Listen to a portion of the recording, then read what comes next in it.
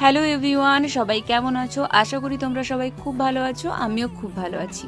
হোস্টেলের পুজো শেষ করে চুপচাপ হোস্টেলে বসে থাকার মতন মেয়ে তো আমি নই, তাই পুজো শেষ হতে না হতেই সুন্দরভাবে আবারও শাড়ি পরে রেডি হয়ে বেরিয়ে পড়েছিলাম সখীগণদের সঙ্গে।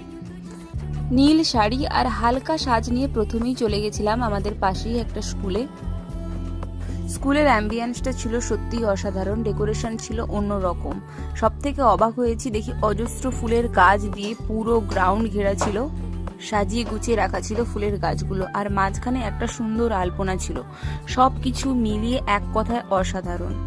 তারপরে আসি পুজোর প্যান্ডেলের থিম নিয়ে। প্যান্ডেলের থিমের মাধ্যমে প্রত্যেকটা জায়গার আর্ট ফর্মকে তুলে ধরা হচ্ছিল। প্রত্যেকটা ছবি নিজেদের স্টুডেন্টদেরই আঁকা ছিল, যেটা ম্যাডামের মুখ থেকেই আমরা শুনেছিলাম। সত্যি প্যান্ডেলটা খুবই সুন্দর লেগেছিল। তারপরে ওখান থেকে বেরিয়ে নিজেদের কলেজে গেলাম। তো কলেজে গিয়ে বেশ কিছুটা সময় ওখানে ছিলাম।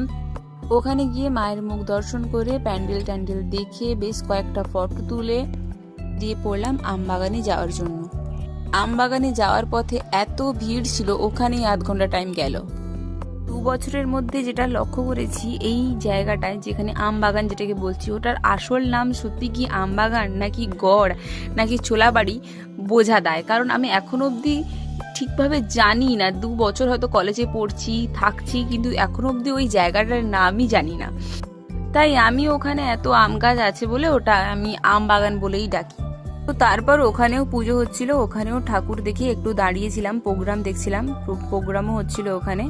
তো ওখানে একটু সময় কাটিয়ে একটু খাওয়ার দাওয়ার নিয়ে রুমে ফিরে আসি। আর এইভাবেই আজকের দিনটা কাটিয়েছিলাম বন্ধুদের সাথে। ভিডিওটা কেমন লাগলো অবশ্যই জানিও। নেক্সট ভিডিওর সঙ্গে আবারও দেখা হচ্ছে। ততক্ষণ সবাই ভালো থেকো, সুস্থ থেকো।